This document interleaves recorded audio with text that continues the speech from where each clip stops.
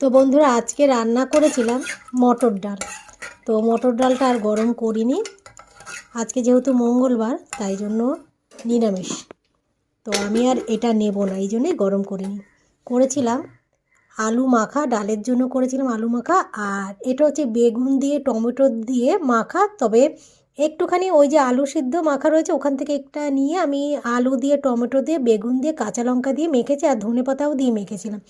তো আজকে আমি এই দিয়ে খাওয়ার ইচ্ছা, এই কারণে আমি কিন্তু ভাত নিয়ে বসে পড়েছি। আমি ভাবিনি যে তোমাদের সাথে খাবারের এই রেসিপি থালাটা আমি শেয়ার করব, কারণ এই যে শুধু শুধু খাচ্ছি। তো তো দেখো বেগুন ভাজা, এই বেগুন ভর্তা, আলু বেগুন টমেটো ভর্তা দিয়ে খেতে বসে পড়েছি। তখন মনে হলো একটুখানি দেখাই তোমাদের সাথে যে এই দিয়েই আজকে খাচ্ছি। সিদ্ধ ভাত তো ভালোই লাগে, আর ভাতটা আমি গরম করেছি, অনেক সকালে করেছিলাম।